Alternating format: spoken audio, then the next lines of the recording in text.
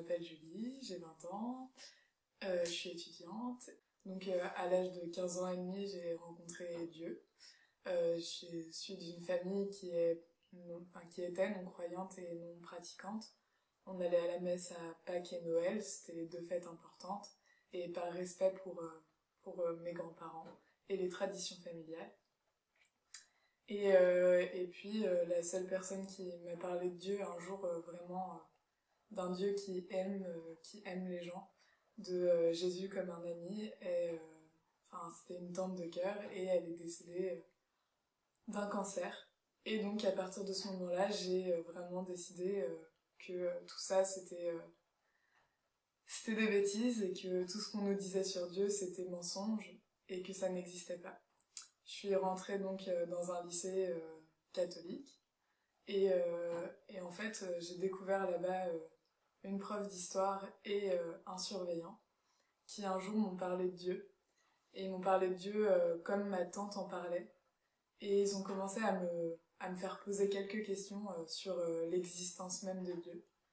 Et donc je me suis trouvée, voilà, toutes les semaines ils m'en parlaient, chacun leur tour. Et un jour une ancienne amie est venue me rencontrer pour me proposer de faire ma confirmation. Je savais pas ce qu'était la confirmation, j'étais loin de tout ça. Et donc elle m'a dit, bah, juste pour découvrir, viens, engage-toi. Et donc pour découvrir, j'ai décidé de m'engager dans cette aventure.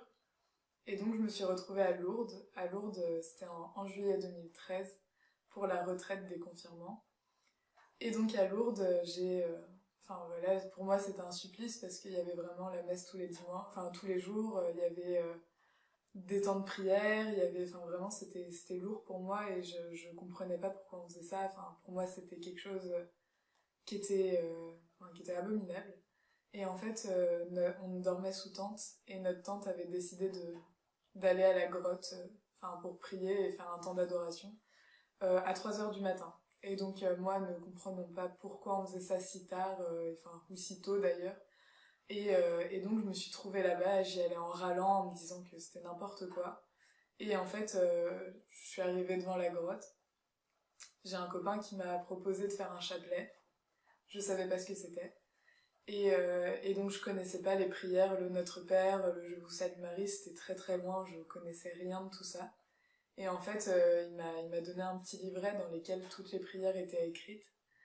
Et donc avant de commencer, j'ai dit à Dieu, écoute, si t'existes, il faut que tu te manifestes maintenant. Sinon, bah j'arrête tout et je ferai jamais rien et je ferai pas ma confirmation et c'est terminé. Et en fait, je me suis endormie et 15 minutes après, je me suis réveillée envahie d'une chaleur bienveillante, d'une présence vraiment qui était agréable, c'était chaleureux, c'était beau, et j'ai entendu ne t'inquiète pas, je suis toujours avec toi. Et c'était une voix d'homme, c'était perçant et c'était vraiment c'était là. Et donc le lendemain, pour la première fois de ma vie, j'ai vraiment compris, tout a pris sens en fait, tout est devenu très limpide, tout est devenu très clair dans ma tête, sur les temps de prière, sur la messe, sur tout. Et donc j'ai continué mon chemin. Sur le coup, je n'en ai pas vraiment parlé avec mes parents parce que j'avais peur d'une incompréhension et qu'ils me prennent pour une folle. Et donc j'ai rien dit. Et le surveillant qui me parlait de Dieu au lycée partait pour s'engager dans les foyers de charité à Tressin. Et en fait, un jour, en avril, donc avril suivant, en 2014, on a décidé d'organiser un minibus pour aller voir Denis à Tressin et faire en même temps un week-end de retraite. Et donc en arrivant là-bas, on a retrouvé Denis, c'était super, et on a eu un temps d'adoration. Et pendant ce temps d'adoration, je regardais le Saint-Sacrement et je me dis, j'ai redemandé à Dieu, voilà, de se manifester à nouveau parce que bon, bah, mieux vaut deux fois qu'une. Hein. Et donc, je lui ai demandé vraiment de se manifester parce que pour être sûre que la première fois, j'avais pas déliré, que j'étais pas, voilà, que je me l'étais pas inventé. Et en fait, ce qui est sorti du Saint-Sacrement, bah, c'était Jésus homme. Et Jésus qui s'avançait vers moi pour pour se mettre devant moi. J'étais à genoux et il était devant moi et il m'a pris les mains et il m'a dit « Ne t'inquiète pas, je suis et je serai toujours avec toi ». Et donc ça confirmait ce que j'avais vécu une première fois, il me redisait ces mêmes paroles. Et donc j'ai beaucoup pleuré et voilà. Et donc j'ai continué et cette fois-ci j'en ai parlé à ma mère dans un premier temps. Et sans lui dire vraiment ce qui m'était arrivé, mais je lui ai dit qu'il fallait absolument qu'elle aille à Tressin et qu'elle allait vivre quelque chose de formidable. Elle y est allée, elle a fait une semaine de retraite, est revenue et m'a dit qu'elle avait rencontré Jésus. Donc à partir de ce moment-là, ça y est, j'étais plus seule et je pouvais vraiment cheminer. Et donc je suis allée au JMJ en 2016 à Cracovie. Et au JMJ, voilà, le pape a appelé à sortir de son canapé. Chose entendue et chose faite, puisque ça se terminait donc en août. Et en novembre 2016 toujours, une ancienne prof que j'avais en droit en première année m'a dit voilà qu'elle était évangélique, on avait eu des super échanges sur notre vie de foi et voilà, elle m'apprenait qu'elle était protestante évangélique et moi pour moi les protestants c'était quelque chose je connaissais pas, mais en même temps je me disais ils ont tort parce que moi je me suis convertie dans une ambiance catholique et pour moi les protestants ont faux, ils ont tort sur toute la ligne, ils ont rien compris. Et donc elle m'a invitée à un temps de guérison dans leur église. Temps de guérison parce que ma mère était en pleine phase de son cancer et elle était à un stade voilà dans son cancer et donc elle m'a dit bah peut-être que voilà si tu viens avec ta maman peut-être qu'il y aura un miracle. Et j'y suis allée sans grande conviction parce que bon les protestants c'est mignon mais je croyais m'embarquer dans une secte, alors j'y suis allée avec beaucoup de réserves. Et en fait en rentrant dans l'église les temps de louange ont commencé. Et au final, pendant la louange, voilà, il chantait en langue, il parlait en langue, il y a eu des guérisons physiques devant mes yeux. Et donc, à partir de ce moment-là, vraiment, j'ai demandé pardon à Dieu. Et j'ai vraiment, avec foi, demandé pardon pour mon orgueil, pour avoir cru que les protestants avaient tort, pour avoir cru que nous seuls catholiques avions la foi et avions Jésus dans notre vie. Et je me suis rendu compte qu'on avait faux. Qu'on s'était trompé en fait à croire ça, parce qu'on est beaucoup à croire ça, il faut pas, voilà, faut pas le cacher. Et donc je lui ai demandé pardon pour ça, et j'ai posé acte devant lui ce jour-là, que à partir de ce moment, j'œuvrerais pour et dans l'unité des chrétiens, et qu'il fallait qu'il me demande ce qu'il voulait, quand il voulait, et j'accomplirais. Et donc ce qui s'est passé, c'est que je me suis instantanément retrouvée avec une image en tête, une image plus une vision, où en fait on était dans un grand champ, en pleine campagne du coup. Il y avait une grande table, il y avait Jésus au milieu, qui était en train d'enseigner aux gens, et en fait les gens ils arrivaient vraiment de partout. Il y avait des enfants qui dans un coin jouaient ensemble, il y avait les adolescents qui parlaient ensemble, qui refaisaient le monde, et il y avait les adultes qui étaient là captivés par ce que Jésus était en train de leur dire. Et donc je me suis dit bon il va falloir reproduire cette même chose, cette grande tablée, ça, pour moi ça montrait la convivialité, un repas tous ensemble et donc très convivial. Jésus enseignait, donc des enseignements et en fait toutes ces générations qui venaient il fallait reproduire la même chose, donc des temps pour les petits, des temps pour les jeunes, des temps pour les adultes et des temps tous ensemble comme au moment du repas on se retrouve. Et donc j'ai interprété ça un peu comme un repas de famille où voilà il y a toujours des sujets à ne pas aborder sur la politique, la religion, parce qu'on sait que ça peut vite déraper et qu'on peut tout de suite on peut monter dans le ton pour dire que non, c'est moi qui ai raison, non, c'est moi. Et pourtant, on appartient à une même famille. Et donc, chez les chrétiens, c'est pareil. Il y a des petits points de friction, il y a des points dans nos doctrines et dans nos pratiques qui sont différentes.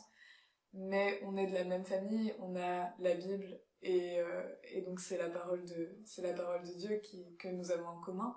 Et donc, c'est pas rien. On est d'une même et grande famille, et voilà, et c'est l'unité, ça veut pas dire l'uniformité, justement, ça veut vraiment dire...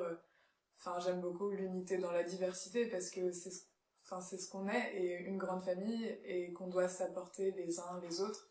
Voilà, dans notre diversité, on va pouvoir s'apporter des compléments. Et donc pour moi, c'est ça l'unité des chrétiens, c'est que on a tous des choses à apprendre de chacune des confessions, et que qu'est-ce qu'il y a de plus beau que se rassembler tous ensemble autour de Jésus en mettant de côté nos querelles le temps d'un week-end. Et donc Amène-toi, le festival, est né à partir de ce jour-là, en fait, de ma rencontre avec les protestants évangéliques. Et donc on a fait une première édition qui est arrivée le 30 juin, 1er juillet 2018. Et ça a été aventure en aventure, ça a été du combat, ça a été beaucoup de bâtons dans les roues, parce que quand on parle unité, on sait que voilà, on va se confronter à quelques difficultés, et que le combat il est intense parce que l'enjeu est très très grand. Et donc on a réalisé cette première édition, et tout a été vraiment grâce, parce que aucun des intervenants que j'ai fait venir, j'en connaissais aucun. Et vraiment Dieu m'a montré qui je devais avoir. Et finalement tout s'est très très bien fait. Et donc on a eu la chance d'avoir des intervenants comme Corinne Lafitte, comme la pasteure Monique Sébillo, comme le père Aguila, et tous ces intervenants je les connaissais pas, et c'est ce que je racontais il y a pas si longtemps, c'est que pour montrer que Dieu il était vraiment à l'œuvre dans ce projet-là. Pour donner un exemple, c'était Corinne Lafitte, quand je l'ai contactée.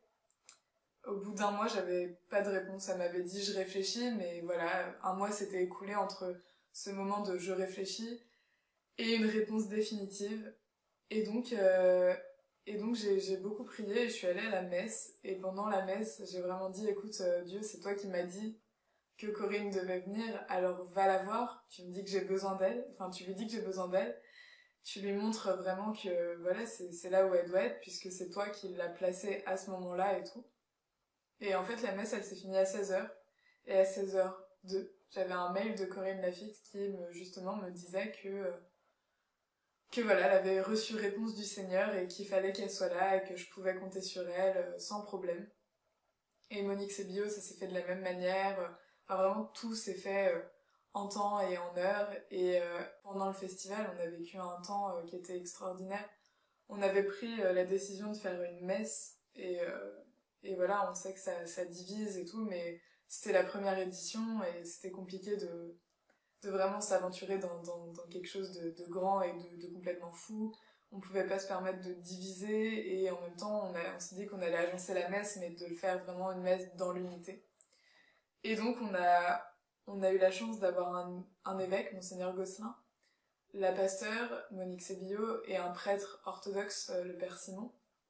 Et en fait, tous les trois, au moment du Kyrie, se sont mis à genoux devant la croix, et ont demandé pardon pour nos divisions. Et en fait, il s'avère que toute l'assemblée a imité ce geste, et toute l'assemblée a fléchi genoux pour demander pardon. Et c'était extraordinaire, et vraiment, on avait vraiment l'impression que le ciel, il était en train de s'ouvrir, et que Dieu, il nous disait elle est là, mon église, c'est là, et elle est universelle. Et donc voilà, donc pour la première, on a eu la chance d'accueillir 1000 participants.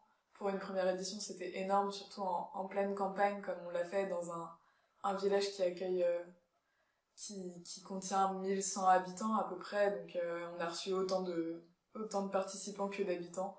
Donc c'était assez impressionnant.